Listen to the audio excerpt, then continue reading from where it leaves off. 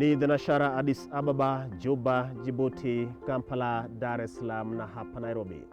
Katika visiwa vya Ngazija na Ushelisheli ni saa 1 usiku. Eneo la maziwa makuu, Rwanda, Burundi na DRC ni saa 11 jioni. Lilongwe, Lusaka, Harare, Gaborone na Johannesburg vile vile saa 11 jioni. Hii ndiyo Afrika Mashariki na mimi ni Wellington Nyongesa. Tupate vidokezo.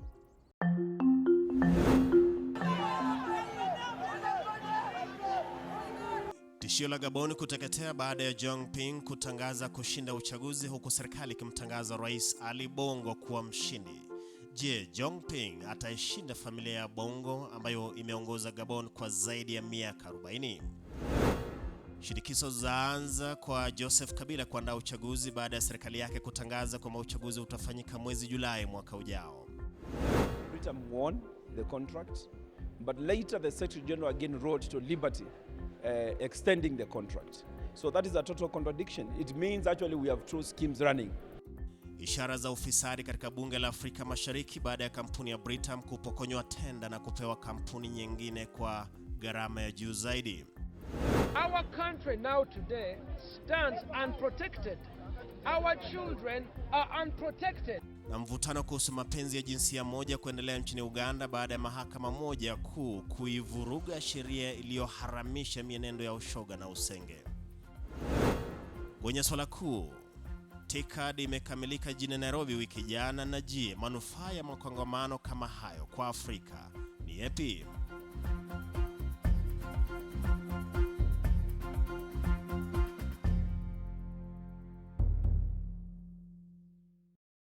Naam, karibu kwa Afrika Mashariki Jumapili hii ya Septemba 4, kikiwa ni kipindi cha kwanza kabisa mwezi huu wa Septemba. Taifa la Gabon limekumbwa na vurugu, huku jeshi likiondoka kwenye kambi na kushika doria kwenye baadhi ya maeneo ya mji mkuu wa Libreville kufuatia kutangazwa kwa Rais Ali Bongo kuwa mshindi kwenye uchaguzi uliofanyika Jumamosi iliyopita. Aliyekuwa mkuu wa tume ya Umoja wa Afrika ndiye mshindani mkuu wa Ali Bongo anayeitwa Ping, na sasa wafuasi wake wanadai kwamba alishinda kwenye uchaguzi huo, lakini amepokonywa na familia yenye ushawishi mkubwa sana Gabon ya Ali Bongo. Wiki inavyomalizika, habari kutoka Libreville limesema kwamba Ping huenda amekwenda mafichoni. Kijana mgeni kwenye kikosi cha KTN Jeff Kirui analikunjua jamvi la Afrika Mashariki kwa taarifa hiyo. Uchaguzi mkuu nchini Gabon umeitosa nchi hiyo kwenye ghasia, huku watu zaidi ya 3 wakiuawa katika mji mkuu Libreville na wengine 1000 kutiwa nguvuni. Maafisa wa usalama walilazimika kuwakabili waandamanaji baada ya kulivunja lango kuu la majengo ya bunge nchini humo. Raia wa nchi hiyo wanaoishi Paris, Ufaransa, wameandamana pia kulalamikia walichokidai kwa wizi wa kura. Ping, mgombea mshindani wa Rais Ali Bongo, ameripotiwa kuingia mafichoni akihofia maisha yake. Rais Ali Bongo alitangazwa kuibuka mshindi kwenye uchaguzi huo kwa asilimia 49.8, huku Ping akimfuata kwa karibu kwa asilimia 48.23, tofauti ya chini ya kura 6,000, hali iliyochochea ghasia kufuatia ukaribu wa tofauti za kura. Rais Ali Bongo aliingia uongozini mwaka 2009 baada ya kifo cha babaye Omar Bongo. Hii ni baada ya utawala wake wa miongo 4. Baraza la Usalama la Umoja wa Mataifa limetoa tahadhari kufuatia ghasia hizo, huku Umoja wa Bara Ulaya na taifa la Ufaransa wakitaka tathmini ya hesabu ya kura na uchunguzi wa madai ya wizi wa kura hizo. We deplore the escalation of violence following the release of those results. It's a provisional election results by the government. We urge all parties to come together peacefully in this critical time to halt a slide towards further unrest. We call upon the security forces to respect the constitutionally guaranteed rights of all Gabonese citizens and of all residents of Gabon. The international community is watching these events closely and will consider appropriate actions. Katibu mkuu wa Umoja wa Mataifa Ban Ki-moon ameitaka serikali ya Gabon kuachilia huru waliokamatwa kufuatia ghasia hizo. Kufikia hapo jana, hali tulivu ilikuwa imeanza kurejea. Jeff Kirui, Afrika Mashariki, KTN News. Kutoka Gabon sasa tunaelekea katika taifa jirani na Gabon ambalo ni Jamhuri ya Kidemokrasia ya Kongo, ambapo mashauri kuhusu kucheleweshwa kwa uchaguzi mkuu katika taifa hilo yameanza hapo Alhamisi katika mji mkuu wa nchi hiyo Kinshasa. Mashauri hayo yamefanywa kufuatia shinikizo la wakereketo wa kisiasa kwa Umoja wa Mataifa, Umoja wa Bara Ulaya na Umoja wa Bara Afrika kumshinikiza rais wa DRC Joseph Kabila kutangaza tarehe ya kufanyika uchaguzi. Mazungumzo hayo kati ya serikali, viongozi wa mashirika ya kijamii na haki za kimsingi na wanachama wa vyama vya upinzani yalianzishwa baada ya wakuu wa serikalini kusema kwamba uchaguzi huo uliopangwa kufanyika mwezi Novemba mwaka huu sasa hautakuwepo.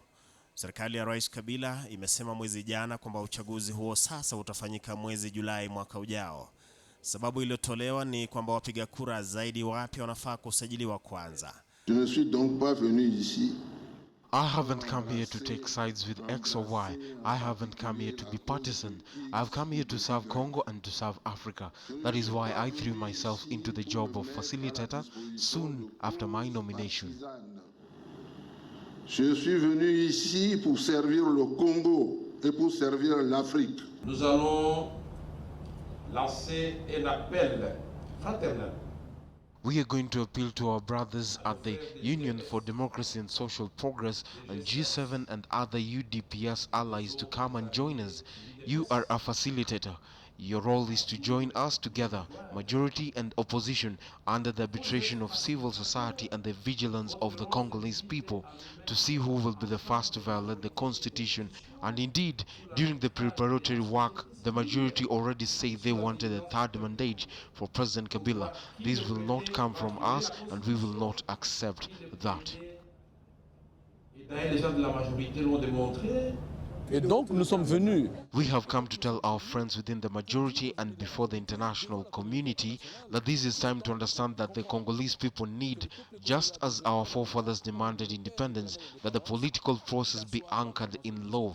That is why we are here. C'est ce que nous sommes venus faire.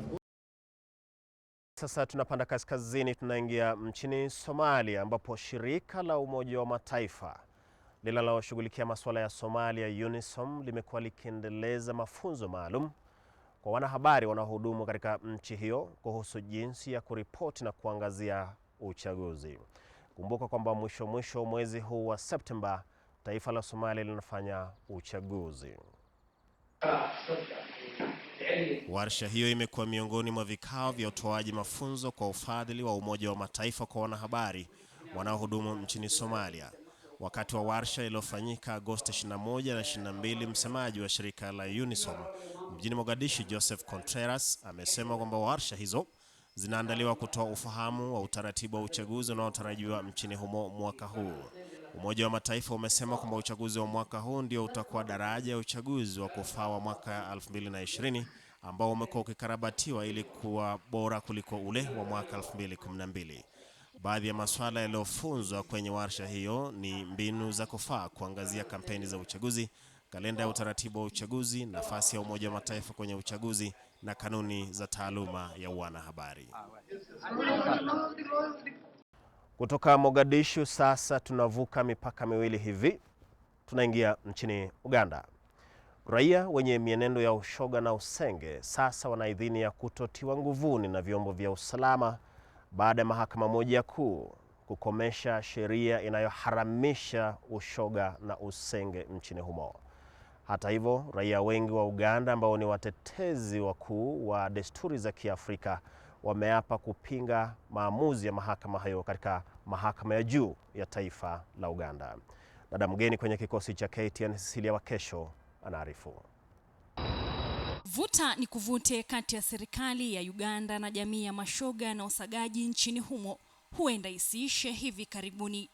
Takriban mwezi mmoja baada ya waziri wa masuala ya jinsia na maadili Simon Lokodo kusisitiza kwamba mapenzi ya jinsia moja yameharamishwa nchini humo, mahakama ya katiba sasa imetangua sheria hiyo iliyoidhinishwa na Rais Yoweri Museveni mwezi Februari mwaka 2014. Mahakama hiyo imesisitiza kwamba sheria hiyo tata ilikuwa kinyume cha katiba, kwani wabunge walioipasisha hawakuwa idadi inayofaa kikatiba. The Act of the Dynasty Parliament in enacting the Anti-Homosexuality Act 2014 on the 20th December 2013 without quorum in the House is inconsistent with and in contravention of Articles 2, Sub-Article 1 and Sub-Article 2 and Article 88 and 94 of the Constitution of the Republic of Uganda, and Rule 23 of the Parliamentary Rules of Procedure, and thus now and void. Uamuzi ambao huenda ukaikwaza serikali pakubwa, huku baadhi ya wanaharakati wakilitaka bunge kutathmini utendakazi wa mahakama hiyo ambayo wameitilia shaka. Our country now today stands unprotected.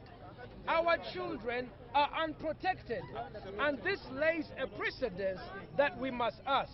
We therefore ask the Parliament to investigate the independence of the judiciary. We have never had a case which has been heard on Tuesday and disposed of by Thursday morning. Lakini kuna watetezi wa haki za kibinadamu ambao wanasherehekea uamuzi wa mahakama hiyo, huku wakiapa kusimama kidete iwapo yeyote atakata rufaa. The question is, the anti-homosexuality law is a nullity, so all trials and proceedings, whether criminal or civil, arising under this act, the various people arrested across this country would then have to be stopped because that law doesn't exist. This is the beginning. It's the beginning of a whole very long battle, and we're still going on to fight this battle because we think there's still many challenges. Like I said, the law has been struck on technicalities, so the big picture is still there. Tangu kuidhinishwa kwa sheria tata ya kuharamisha mashoga na wasagaji nchini Uganda, wapenzi wa jinsia moja wamekipatapata, huku waliooana wakiwa kwenye hatari ya kutiwa nguvuni na kupewa kifungo cha maisha. Maombi ya rufaa kwenye sheria hii yaliwasilishwa mahakamani na zaidi ya makundi 10 ya kijamii, wakiwemo wabunge wa serikali na wale wa upinzani. Sisi wa kesho, KTN News, Afrika Mashariki. Naam, asante sana Cecilia wa kesho kwa taarifa hiyo kutoka Uganda. Takriban watu 800 raia wa mataifa ya bara Afrika wakiwemo wakwepaji ushuru na wahusika magendo wametiwa nguvuni kwenye mpaka wa Sudan na Libya wakiwa njiani kuingia barani Ulaya. Kati ya Juni 27 na Agosti 16, walinda usalama waliwatia nguvuni watu 816 wa Kiafrika wakijaribu kuingia nchini Libya. Miongoni mwao walikuwemo raia 347 wa Eritrea, wa Ethiopia 130 na raia 90 wa Sudan. Wahusika magendo 10 vilevile walitiwa nguvuni Agosti 16 baada ya kukabiliana na walinda usalama karibu na mpaka. Aidha, jumla ya wageni zaidi ya 100,000 wamefika nchini Italia kutafuta maisha bora. Kwa mujibu wa Umoja wa Mataifa na walinda usalama wa Italia, zaidi ya watu 116,000 walifika nchini humo bila kibali mwaka jana.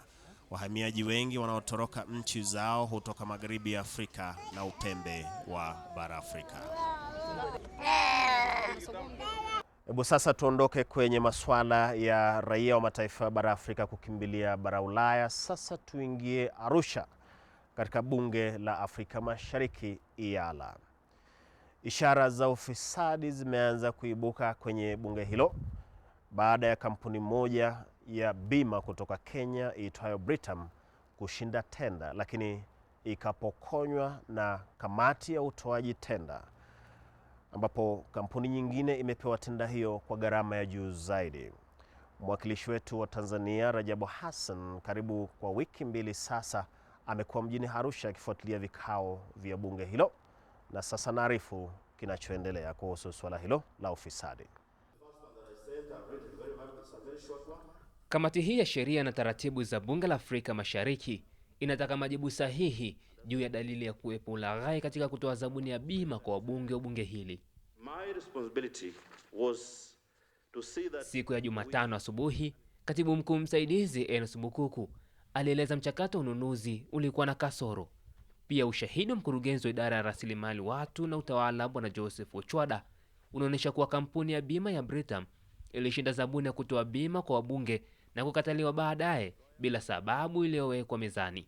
There was no Consultations. As a director, I was never consulted, and I asked my principal HR officer whether she had been consulted to be given the reasons why it was that letter was written to revoke the award letter to Britam, and apparently she said no, she was not consulted.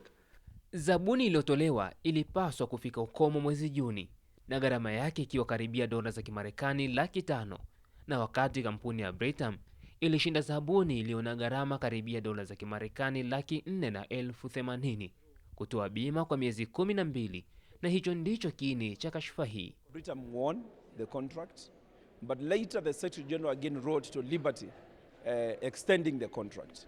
So that is a total contradiction. It means actually we have two schemes running, one by the Secretary General and another one by the Deputy Secretary General. And that is, it would mean that of course the community has to pay money for both schemes simply because of misunderstanding and infighting between the senior officials of the community. Contrary to what you believe is the right procedure, because you are the one who is supposed to give. Mapema siku Alhamis, Katibu Mkuu Liberati Mfumukeko amewekwa kiti moto. Wajumbe wamemwandama kwa maswali. No, you've not answered my question. My question is, you returned the file with comments for them to make corrections or to comply with what they had not complied, like not having the report. But my question is simple.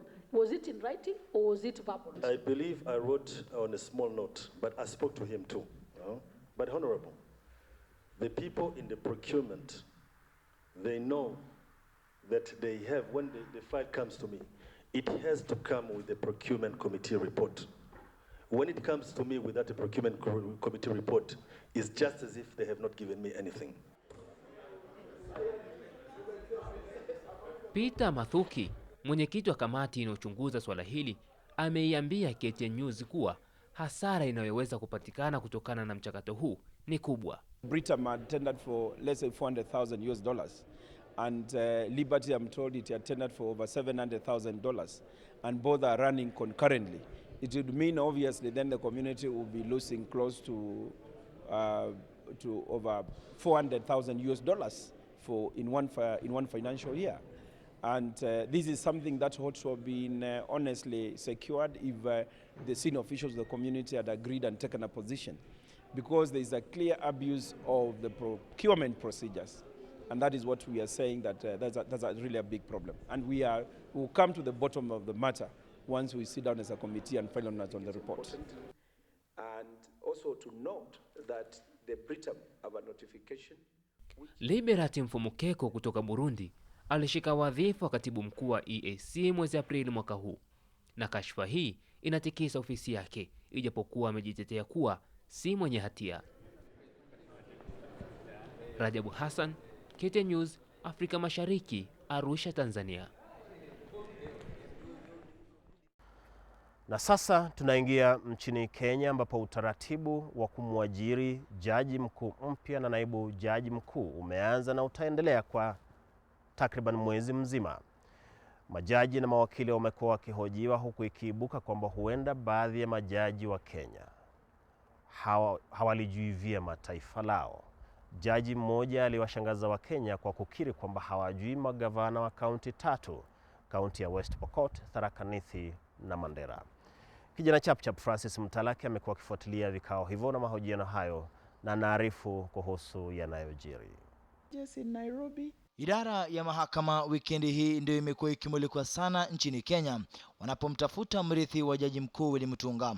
Jumla ya wanasheria 6 wanaowania wadhifa huo walifika mbele ya tume ya huduma ya mahakama, kila mmoja akisema kuwa ana uwezo wa kusafisha uvundo unayodaiwa kuwa katika idara ya mahakama nje na ndani. If that happens, I would like to be remembered for a Chief Justice who took mediation, the practice of mediation in our courts throughout the country. The item you will say, I do not want this first week of my term to be over before I address the issue of what will be that. First of all, I will say a prayer in the office. Lakini maswali mazito yalipoanza kushuka, ndipo kila mmoja akajipata kubana ya kueleza mengi, hasa uamuzi uliofanya hapo awali kwa wale ambao wamekuwa majaji. Ama kweli historia hukuandama uendako na maazimio yako. Do you regret the decision? That was a 3-judge decision. And when you conference, when you retire to chambers and you conference, you may not have a voice, even if it's a dissenting voice, in a ruling of that nature. I'm not saying that I had a contrary decision from my colleagues who are there, but that one did not cross our mind at that time about substantive justice under that article of the current constitution. We have reignited a very old debate as to whether the judiciary as an institution can be or ought to be activist. The courts must be encouraged to be activist, intellectually activist, in thinking through and creating and finding creative interpretation of the Constitution to give it purpose and meaning as the Constitution requires. How do you make sure that the finances that are voted for the judiciary are managed in a manner that I've specified, so that there's no hemorrhage, there's no pilferage? The one strong way of doing that would be to develop strong accounting and auditing functions within the judiciary, within the administration, so that we're given very regular reports. Lakini pakawa na kuchachawizana na chemsha bongo ya washakilizi afisi baada ya Jaji Bogoli Msaga ambaye amehudumu kwa siku nyingi katika mahakama kuu kushindwa kutaja baadhi ya magavana. Kando na hilo, Facebook ni mgeni katika mtandao maarufu kijamii. Answer any two questions. Who is the governor of Tharaka Nithi? Who is the governor of Mandera? And who is the governor of West Bokot? That is to test if you understand devolution. I don't know whether Nadif is the governor of Mandera. Tharaka Nithi, I don't know. I also don't know the other governor out there. I hope I got one right. You didn't get any of the three. How many counties do we have in Eastern? Eastern? Eastern Province, formerly Eastern Province. There is Machakos, Kitui, Embu, Meru, and that's all I can think about. I remind you again, Tharaka Nithi is a county. Ikiwa mahakama kuu nchini Kenya iliamuru waliotemwa kupigwa msasa na tume ya huduma za mahakama ikasalimu amri, shughuli hii inatazamiwa kuendelea wiki ijayo kabla ya nafasi za naibu wa jaji na jaji wa mahakama ya juu kuweza kufika na kisha wa Kenya kufahamu ni nani atakuwa jaji wa pili wa taifa la Kenya. Francis Mtalaki, KTN News, Afrika Mashariki. Tusalie nchini Kenya ambapo shirika la utafiti wa mifugo limetoa changamoto kwa viongozi wa bara Afrika kutumia njia za kisayansi ili kukuza mimea hasa katika maeneo kame. Shirika hilo linasema kwamba hatua hiyo bila shaka itapunguza ukosefu wa chakula miongoni mwa jamii za wafugaji. Balozi wa Marekani nchini Kenya Robert Godek amepongeza mfumo ulioanzishwa na mwanasayansi wa Kenya Andrew Munde, akisema kwamba utaokoa jamii za wafugaji hasa kwa ukosefu wa chakula. Walizungumza katika hafla moja jijini Nairobi. The key thing for this problem is to separate the two, because the two are quite you're dealing with undernourished populations from whom access to basic nutrition is a challenge, and receiving substantial or sufficient caloric intake. And the technologies and the policies that need to be put in place to ensure increased access to better food, higher quality food, safer food, are a bit different from those type that are required to reduce or improve the type of nutrition that overfed people are having. I think heard a little bit from Ken about the work that Dr. Mude has done and why he's now the recipient of the 2016 Norman Borlaug Award for Field Research and Application. And I do think that the work is a remarkable example of innovative market-driven solutions that help countries develop, that really make a difference in the world. And I think it is also a signal for me of the importance of investment in education by any country, by any government. Naam, baada ya kauli hizo, sasa tunavuta pumzi na Afrika Mashariki. Kirejea itakuwa ni ile sehemu ya swala kuu ambapo leo tunaangazia manufaa ya kongamano la TICAD lilofanyika jijini Nairobi kwa ufadhili wa serikali ya Japan. Usiondoke.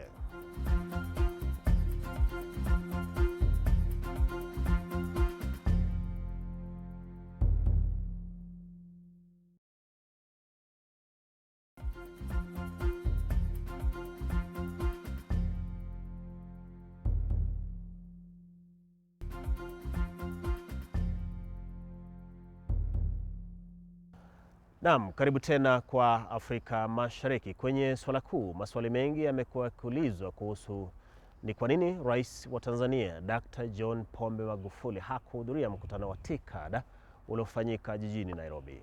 Swali jingine ambalo limekuwa likiulizwa kufuatia makongamano yanayofadhiliwa na mataifa yenye nguvu ulimwenguni barani Afrika ni je, nani anayefaidika kwenye uhusiano huu? Hebu nikupeleke studioni kwake Francis Mtala akitathmini manufaa ambayo bara Afrika limepata kwenye ushirikiano wa TICAD. Naam, shukran sana Wellington Nyongesa. Kama uliweza kusema, basi hii leo tunajadili mengi kuhusiana na lile kongamano ambalo lilifanyika nchini Kenya, ambayo ni mmoja ya mataifa ambazo zipo katika ukanda wa Afrika Mashariki. Nazungumzia kuhusu kongamano la TICAD ambalo linaongozwa na taifa la Japan, ambazo kuweza kuwekeza humu nchini na hasa katika maendeleo ya bara Afrika. Na yapo mengi tu ambayo yaliweza kufanyika. Ni nini ambacho kiliweza kupatikana kutoka katika kongamano hilo? Ni yapi ambayo yanaweza kuwa manufaa kwa mwana Afrika na Afrika Mashariki kwa ujumla? Ikumbuke kwamba wapo marais ambao ni 35 ambao waliweza kufika katika nchini Kenya kuweza kushuhudia kongamano hilo ambalo lilikuwa la siku 2. Je, ni wapi ambao waliweza kutoka nayo? Moja kwa moja basi tuweze kuangalia yale ambayo yaliweza kutoka. Ni kwamba tunasemekana kwamba zipo dola bilioni 30 ambazo ni fedha za Marekani hizi ambazo zinaweza kuelekezwa na wana Japan katika miradi kadha wa kadha, lakini hususan ni katika miradi ambayo inalenga kiuchumi au kuboresha uchumi wa mataifa ambayo yapo katika barani Afrika. Na dola bilioni 10 ambazo ni fedha za Marekani, hizi zinaelekezwa kama ruzuku kwa serikali ambazo ni mataifa 54 ambayo yapo katika bara Afrika, wataweza kugawanya fedha hizi. Na bilioni 20 ambazo ni fedha dola za Marekani, hizi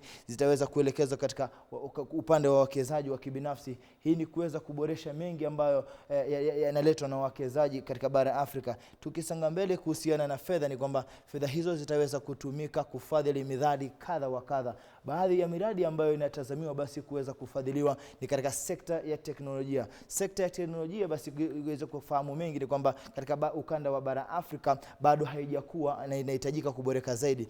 Jambo lingine ni miundo mbingu ambayo basi ambayo inahitajika basi kuweza kuboreka. Sekta ambayo ni ya afya pia inahitajika basi kufanywa mawili matatu, na hapa katika kongamano la TICAD basi bara Afrika linaweza kupata fedha kiasi ambacho kiliweza kukubaliwa. Na upande mwingine ni sekta ya viwanda. Katika sekta ya viwanda basi ifahamike katika taifa la Japan ambao wao ndio wanaongoza kongamano hili, basi wao katika sekta ya viwanda wameweza kunufaika na mengi. Na zipo pia katika ahadi ya fedha ambazo zimeweza kutolewa katika kipindi cha miaka mitatu ijayo. Na katika miaka mitatu ambayo waliweza kukubaliana kwamba watakuwa wakiandaa kongamano hili, basi fedha hizo ndio zitaweza kutolewa, katika ambazo tunazungumzia ni fedha bilioni 30 fedha za Marekani. Na katika tukiangalia nyuma ni kwamba 67% ya pesa ambazo ziliweza kutolewa ndio ziliweza kutolewa katika kipindi cha miaka mitatu ijayo. Hivyo basi swali ibuka ni je, katika kipindi cha miaka mitatu ijayo wataweza kufikisha % ngapi? Naam, tukisonga mbele basi ni kwamba yapo mengi ambayo iliweza kusemekana kutokana na mikataba, na tunaona hapa kwamba kuna mikataba 73 ambayo iliweza kutiwa saini ambayo inaenda kuwafaidi jamii ya bara Afrika. Na yapo mengi ambayo katika mikataba hii ambayo tunaweza kuchanganua ni kwamba kuna mengi ambayo yanaweza kusemekana ni uendelezaji wa nishati isitokana na maji. Na tukisonga mbele ni kwamba ipo kukuza utumizi wa mbolea katika kilimo sawa na kukuza uwezo wa kuweza kuzalisha mafuta na gesi. Ikumbuka kwamba bara Afrika kwa sasa basi mengi yanazidi kufumbuliwa kuhusiana na gesi na mafuta barani Afrika, hususan Kenya na taifa la Sudan Kusini. Na tukisonga mbele pia yapi ambayo yaliweza kupatikana katika ushirikiano huu ni kwamba ni katika sekta ya afya. Sekta ya afya inaonekana basi kuvuna mengi kutokana na TICAD 6 ambayo iliweza kufanyika wiki jana, na pia udhamini katika sekta ya elimu. Ikumbuka kwamba katika bara la elimu, katika maeneo kame au maeneo ambayo yanahusika na ufukara mwingi, basi elimu ni ya duni. Je, ni vipi wataweza kutoa fedha zile na ziweza kuwafaidi wana bara Afrika sawia na kuweza kukuza uwekezaji? Iwapo wana Japan wataweza kukuja na ile teknolojia yao ya kisasa, ni vipi basi wataweza kukuza uwekezaji na kuweza kuwafaidi wana Afrika ya Mashariki? Na tukimalizia ni kwamba Kenya iliweza kupokea shilingi bilioni 10 ambazo zinaenda kufadhili sekta ya afya. Na sekta ya afya kwa upande fulani hapa nchini Kenya inaonekana basi katika zile ziara ambazo zinaweza kuja humu nchini inaweza kuvuna mengi, ikikumbuka kwamba waziri mkuu wa India pia aliweza kuahidi mengi kuhusiana na sekta ya afya. Na mwisho kabisa ni kulikuwa na uwekezaji ambao utasimamiwa kupitia ushirikiano wa Ken Invest, ambao hao ndio watakuwa kushughulika na mengi ambayo yatakuwa kifanyika katika ushirikiano kati ya Kenya na taifa la Japan. Kutoka kwangu basi mimi nakuregesha katika upande wa pili kwako Wellington Nyongesa. Mimi ni Francis Mtalaki. Naam, asante sana Francis Mtalaki kwa tathmini hiyo ya kina. Kongamano la TICAD limefanyika mwaka mmoja tu baada ya kongamano la GES ambalo pia lilihudhuriwa na Rais wa Marekani Barack Obama. Tukumbuke kwamba kongamano la TICAD limehudhuriwa na Waziri Mkuu wa Japan Shinzo Abe. Na ndivyo swali jingine linaibuka, je, mbona ari mpya kuhusu mataifa yaliyoendelea kwa bara Afrika? Hebu nimpishe kijana shupavu Lofty Matambo kupata majibu ya swali hilo kwenye mahojiano yafuatayo.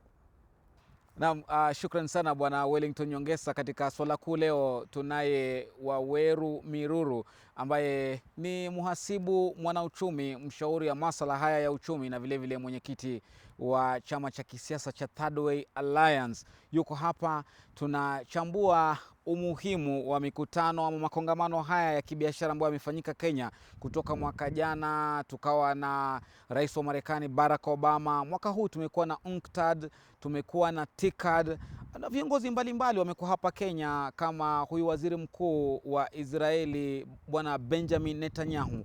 Kwa nini mikutano hii ifanyike hapa Kenya? Ina umuhimu gani? Bwana Waweru, karibu sana. Labda utuelezee manufaa hapa na pale ambapo labda Mkenya wa kawaida hakujua, lakini wewe kama mwanauchumi unaweza kuyataja. Haya makongamano, mwananchi wa kawaida hatapata manufaa kesho ama leo, kwa sababu lengo lao ni kuendeleza uchumi wao, na hakuna vile wanaweza kuwa wanakuja tu kutusaidia waende. Sisi wananchi wa Kenya tunafaa kuangalia, tujue kwamba kama ile miradi inakuja kufanywa hapa na hizi nchi zingine, tungekuwa na pesa ya kuifanya sisi wenyewe, kwa sababu pesa tuko nayo, lakini uporaji ni mwingi. Hatufai kuenda kuomba pesa zingine kama mradi hii ya kujenga barabara ya Gongo. 1.2 billion ni pesa kidogo sana kwa bajeti yetu. Kutegemea vile ati bajeti yetu ni bajeti ya 2.3 trillion na tunaokota kodi mpaka kitu kama more than 1 billion more than 1 trillion kwa kila mwaka. Chuo cha Nairobi, sasa mtu kama mimi niko na miaka 45, tumekuta chuo cha Nairobi hapo kimefunza engineers miaka 50, lakini bado tunategemea ujuzi wa watu kutoka nchi za ng'ambo. Sisi hatutambui tunaweza fanya kazi sisi wenyewe. Ukiangalia hizi nchi za nje zimefunguka sana kwamba zinalenga nchi ya Kenya. Kwa nini Kenya, Afrika nzima? Unajua Kenya, historia ya Kenya na Japan, Kenya ndio imekuwa ikibenefit na miradi mingi hapa Afrika kwa Japan, kutoka kwa Japan kwa miaka mingi. Hata ukienda uangalie bridges kama Nyali Bridge Mombasa ilitengenezwa na Japan. Jomo Kenyatta University, Juja. Sasa lakini si ati ni kusema Japan wanatupenda. Kuja ati unaona hii mkutano ilikuwa mara ya kwanza Afrika, Kenya. Mimi sioni hilo likiwa jambo la maana sana. Kwa sababu mkutano unaweza kuwa kwako, lakini si wewe unafaidika. Ukaangalia zile hela Japan walikuja wakapeana kwa miradi za Afrika ni 3 trillion Kenya shillings. 3 trillion Kenya shillings ni kama bajeti ya Kenya mara 1.5. Na sasa zinagawanywa kwa nchi kama 40 za Kenya, za Afrika. Sasa ukiangalia kwa nchi 40, hata tuseme Kenya ipewe 10% ya hizo asilimia 10, 3 trillion ni 300 billion. Hiyo ni pesa kidogo kuliko ile pesa inapotezwa kwa bajeti ya Kenya kila mwaka. Wewe kama mwanauchumi na vile vile mwanasiasa, je, suluhu liko wapi? Tunalo suluhu Kenya kama nchi, ama mikutano hii, makongamano haya tunafaa kuiangazia zaidi atusaidie? Wakati Kibaki aliingia akiwa rais 2003, Kenya ilikuwa na bajeti dogo sana. Kenya ilikuwa na shida mingi, na wakati Kibaki alichukua mamlaka aliweza kusaidia Kenya kwa mipangilio ya kupata pesa kutoka kwa ushuru, na akaongeza kutoka karibu bilioni 250 mpaka karibu 1 trillion sasa. Bilioni 800 huko. Kwa bajeti za Kibaki tulikuwa tuna finance projects, miradi zetu zote na kama 90% na asilimia 80-90 na resources zetu zenyewe. Sasa ukiangalia kutoka Kibaki atoke kwa mamlaka, tulikuwa na deni ya trilioni 1.6 trillion. Sasa deni yetu imeruka, iko 3.8 trillion, na ni kwa miaka 3.5 peke yake. Na katika kongamano hili la UNCTAD la awamu ya 14, katibu mkuu Bwana Mhikisa Kitui alitaja pale kugusia kwamba kuna labda mikataba ya kibiashara ambayo itafikia kima cha shilingi bilioni 140 hivi. Unasema kwamba manufaa haya hayawezi kumfikia Mkenya wa kawaida moja kwa moja. Manufaa haya ni ya nani? Wale watu wanafaidi kwa hizi mikataba kabisa, wafanyabiashara wale wakubwa, wanasiasa wale wakubwa, viongozi wa siasa. Kwa sababu ukiangalia kwa siasa za Kenya, unakuta wanasiasa wa Kenya ni mabwenyenye matajiri wakubwa sana. Lakini wale watu wanaongoza ni maskini kabisa. Wengi wao ni watu maskini. Wako na mahoteli zao. Watu wa biashara wale wengine hata wao wameshikana nao ndio wanafaidika na hizi mikataba. Ingekuwa hao viongozi wetu wanataka mwananchi afaidike, wangekuwa kwanza wanaangalia rasilimali zetu zenyewe. Wanaona zimetumika vizuri. Wacha nikupe mfano. Ukiangalia ripoti za mkaguzi wa hesabu za serikali, yani Auditor General saa hizi, mwaka uliopita 2014, 2015, 2013, 2014, utakuta kwamba yeye anasema pesa za serikali zinatumiwa vibaya. Kama 90% haikutumiwa legally, na pesa nyingi zinapotea. Lakini huoni hata kiongozi wa nchi akikaa kwa kongamano lolote hapa nchini kusema wacha tuangalie ni kwa nini hizi pesa zinapotea. Ni watu wangapi wamefutwa kazi? Mbali na Kenya, ni kama sasa macho ya nchi nyingi za nje ng'ambo zinaangazia Afrika. Je, ni ukoloni wa awamu ya pili kiuchumi unalenga Afrika ama tusemeje? Najua Afrika iko hatarini, na shida ya Afrika ni kukosa kutumia rasilimali zake kujisaidia. Wacha nikupe mfano. Unaona hii mto ya Kongo. Mto ya Kongo inaweza generate stima, inatumika Afrika yote na Southern Europe. Lakini badala ya viongozi wa Kongo kushikana mikono wafanye miradi kama hiyo, kazi yao ni kupigania rasilimali. Sasa shida ya Afrika ni hii. Tusipobadilisha uongozi, viongozi wetu, Afrika itakuwa na shida chungu nzima, miaka nenda miaka rudi. Faida inayotokana na makongamano haya ni ya mwananchi, nchi za Afrika Mashariki na Afrika, ama ni wale wanaoleta makongamano haya? Hiyo mambo yote ndio uhusiano mwema na nchi za nje. Kusema ukweli, ile kitu mimi niliona tu ya maana na hiyo mkutano Obama alikuja, ni vile Obama aliambia watu na akakaa na vijana pale Kasarani. Akawaambia, nyinyi uongozi wa nchi yenu uko mikononi mwenu.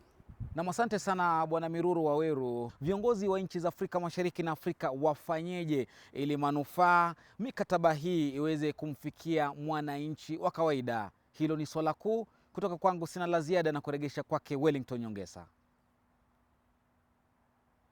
Naam, asante sana kijana shupavu Lofty Matambo kwa mahojiano hayo ya kufaa.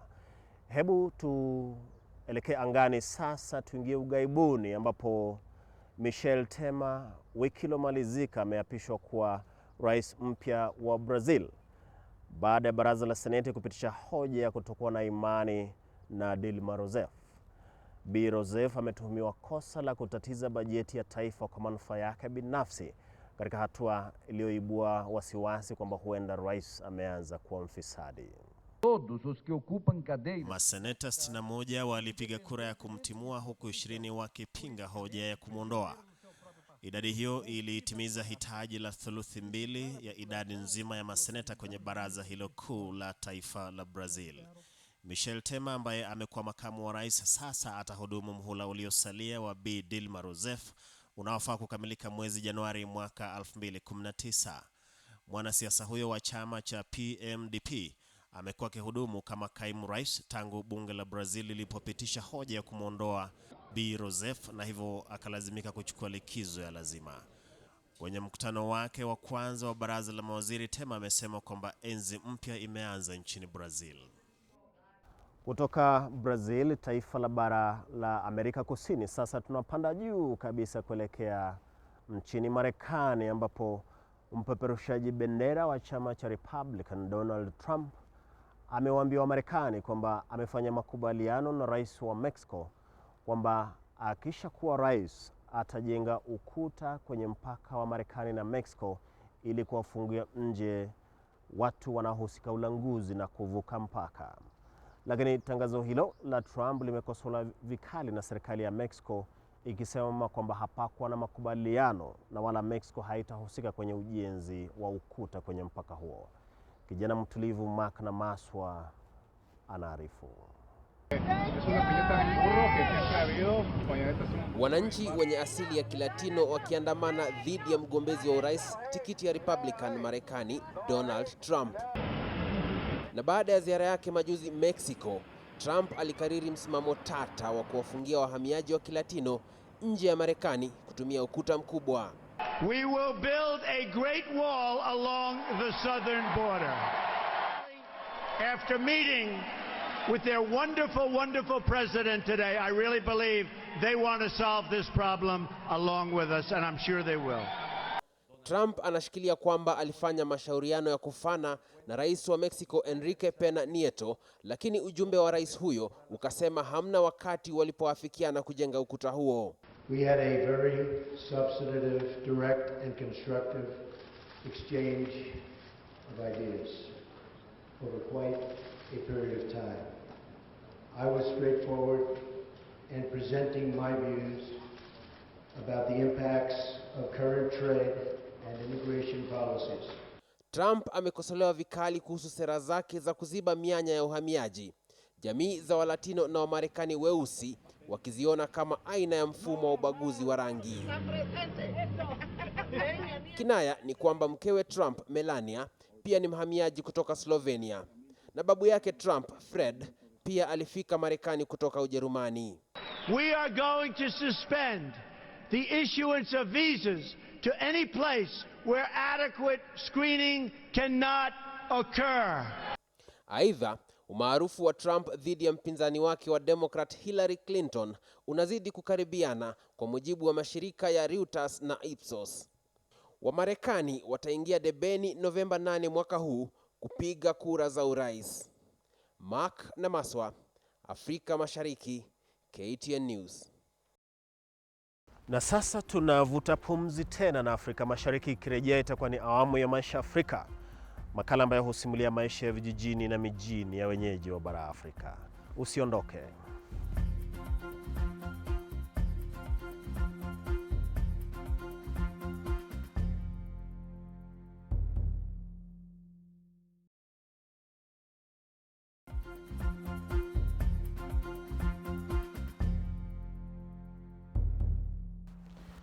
Naam, karibu tena kwa Afrika Mashariki. Kwenye maisha ya Afrika tunaelekea katika mji mkuu wa Misri, Cairo, ambapo jamaa mmoja amekuwa akiwaongoza watu karibu 3,000 kila siku kufanya mazoezi kwenye barabara za mji huo licha ya misongamano ya magari. Jamaa huyo kwa jina Ahmed amekuwa akitoa wito kwa raia wa Misri, hasa wakazi wa Cairo, kuwa wakitumia baiskeli na kutembea kwa miguu ili kufanya mazoezi ya kimwili badala ya kutegemea magari kwa uchukuzi wa hapo kila siku. Kijana siye na jina la Kiswahili lakini Mswahili haswa, Elvis Kosgei, anasimulia kuhusu swala hilo. Wanakimbia kwa hisani ya umri wa ujana wao. Maelfu hawa wanapasha misuli katika jiji la Cairo, Misri, kwa kufuata ukanda wa Nile licha changamoto tele zinazotokana na msongamano mkubwa wa magari. In any other country, roads are closed off during a marathon, but that's not the case here. So we come here on Fridays at 7 a.m. when the traffic is light. Traffic is what we worry about the most. Egypt is beautiful, but it's much nicer in the morning. After that, there's traffic, especially around 4 p.m. It's dreadful. Nchi ya Misri ina historia fiche hasa kwenye masala yanayofungamana na michezo. Kumezoleka kwamba wasomi pekee ndio huenda vilabuni ili kuchangamsha nafsi, jambo lilofanya michezo kama uendeshaji baiskeli kutopewa kipaumbele. Kinachowakosesha usingizi baadhi ya wadau ni misongamano mirefu ya magari ambayo wakati mwingine husababishwa kuwe na mivutano baina ya waendeshaji magari na wanaoendesha baiskeli. Subjected to harassment and ridicule, men and women alike. People keep telling us this is not a place to ride bikes, that roads are filled to capacity. But despite how bad that made me feel, I ignored their comments, and now people tell us they wish they could ride bikes too. It's somewhat difficult and dangerous. I've already been in 2 bicycle accidents. I was hit by 2 cars and fell off a bridge. There's been many incidents, but I won't give up biking. Hata hivyo wana matumaini makubwa kwamba donda hili sugu litapata tiba, huku rais wa Misri akitakiwa kuingilia kati. Elvis Kosgei, KTN News, Afrika Mashariki. Kwa taarifa hiyo ya Elvis Kosgei tunatamatisha Afrika Mashariki Jumapili hii ya Septemba 4. Waweza kuwasiliana nasi kupitia ukurasa wetu wa Facebook Afrika Mashariki. Anwani yetu ya Twitter ni @mashariki. Hebu sasa tuwapishe wana KTN leo wikendi kwa taarifa ya habari za siku. Kutoka meza hii Afrika Mashariki hadi Jumapili ijayo. Mimi ni Wellington Nyongesa. Alamsiki.